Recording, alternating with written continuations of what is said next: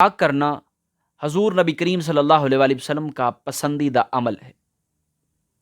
حضور نبی کریم نے اپنی امت کو بار بار مسواک کرنے کی تلقین عطا فرما دی۔ حضرت عائشہ صدیقہ رضی اللہ تعالی عنہ سے پوچھا گیا کہ جب نبی کریم علیہ الصلوۃ والسلام گھر میں داخل ہوتے تو آپ کا سب سے پہلے عمل کیا تھا؟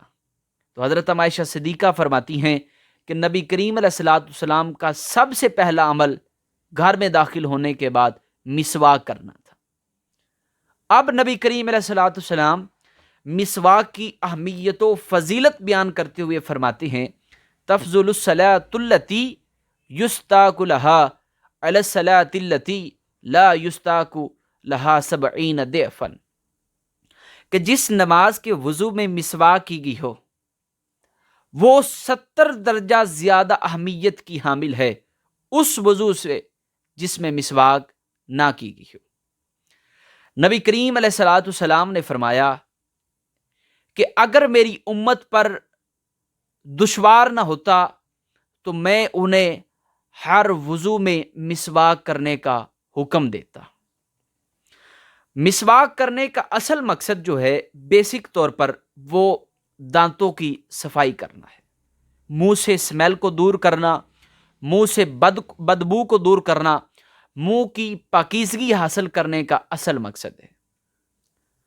کیا مسواک کے علاوہ بھی کسی چیز سے پاکیزگی حاصل کی جا سکتی ہے؟ تو حضرت انس بن مالک رضی اللہ تعالی عنہ فرماتے ہیں کہ نبی کریم علیہ الصلوۃ والسلام نے ارشاد فرمایا تجزل اصابع مجز السواک، کہ انگلیاں مسواک کے قائم مقام ہیں۔ ایک اور حدیث مبارکہ میں نبی کریم علیہ الصلوۃ والسلام سے قبیلہ بنو عمرو بن عوف سے ایک شخص نے عرض کیا یا رسول اللہ، آپ ہمیں بار بار مسواک کرنے کی ترغیب دیتے ہیں، کیا کوئی اور چیز بھی ہے جس سے دانتوں کی پاکیزگی حاصل کی جائے؟ تو نبی کریم علیہ الصلوۃ والسلام نے ارشاد فرمایا کہ جب تم وضو کرو تو تمہاری 2 انگلیاں تمہارا مسواک ہیں کہ تم دانتوں کی صفائی یا پاکیزگی حاصل کر لو۔ اب ان احادیث طیبہ سے یہ ثابت ہو جاتا ہے کہ مخصوص لکڑی کے ساتھ دانتوں کی صفائی کرنا یہ اسلام کا مطالبہ نہیں ہے۔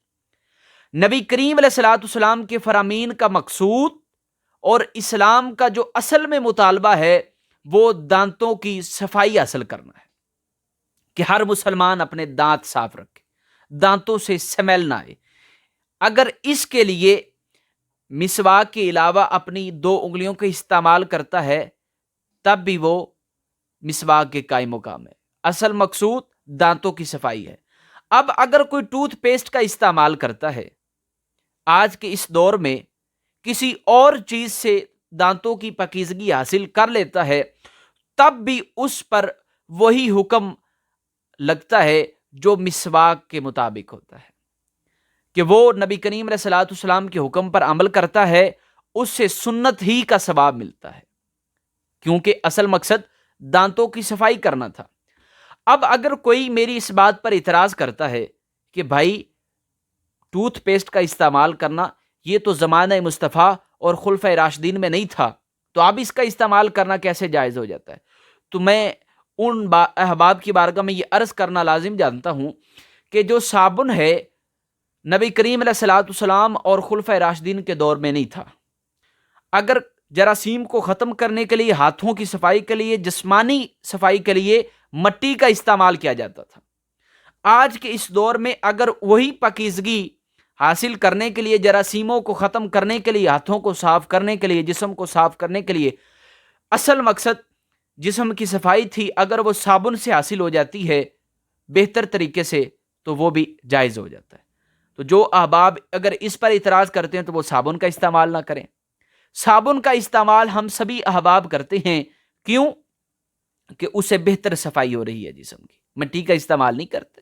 تو آج جس طرح کے جراثیم مضبوطی سے ہو گئے ہیں، آج ہماری خوراکیں بڑی سخت ہو گئی ہیں، ہمارے معدے کے لیے بڑی نقصان دہ ہیں، اور آج ایک اور بات، جو مسواک فروخت کیے جاتے ہیں وہ ایسے کیمیکل اور مٹیریل سے گزارے جاتے ہیں کہ جو انسان کے جبڑے اور ہونٹوں کے لیے بڑے نقصان دہ ہو جاتے ہیں، بڑے سخت ہوتے ہیں۔